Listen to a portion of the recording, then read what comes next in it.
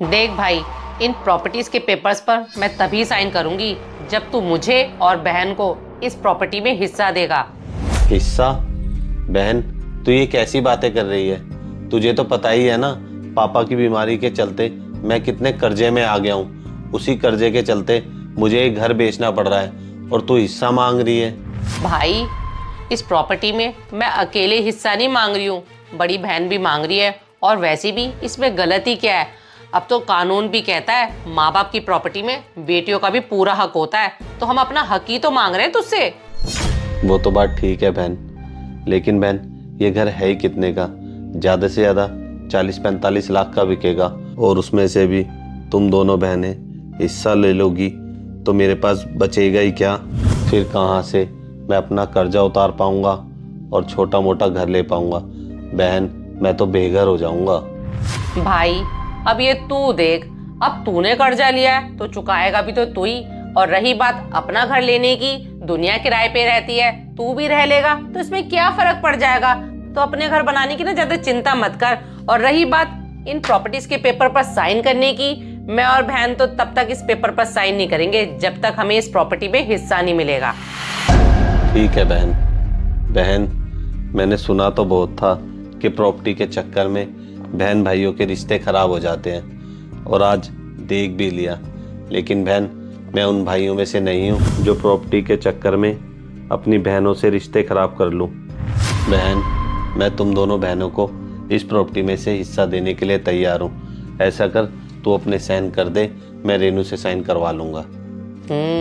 ये हुई ना बात। भाई, वैसे तो बड़ा समझदार है, तूने इन प्रॉपर्टी के चक्कर में अपने और हमारे रिश्ते खराब नहीं होने दिए।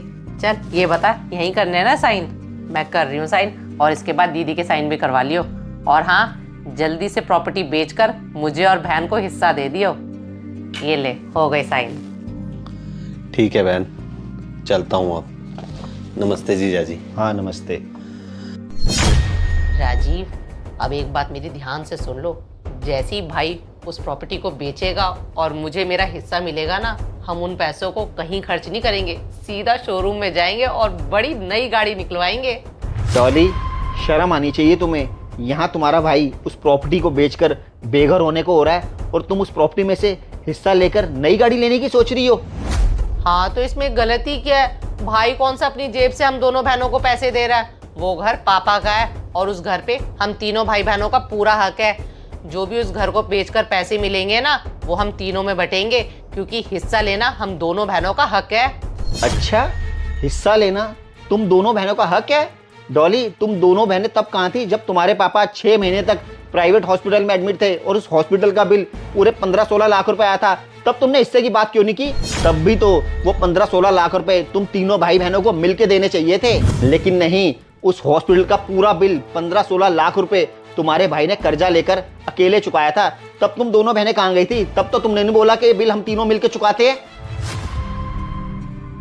डॉली, इस बात को भी एक बार को छोड़ देते हैं, लेकिन जब भी तुम्हारे मम्मी पापा बीमार होते थे ना, तो उनको हॉस्पिटल तुम दोनों बहनें नहीं लेके जाती थी, हमेशा उनको हॉस्पिटल तुम्हारे भैया भाभी लेके जाते थे। और जब आज प्रॉपर्टी के हिस्से की बात हो रही है तो तुम दोनों बहनें आके खड़ी हो गई हो।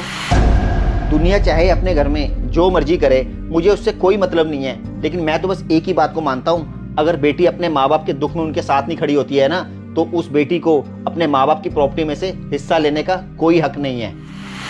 हाँ राजीव, आप बिल्कुल ठीक कह रहे हो।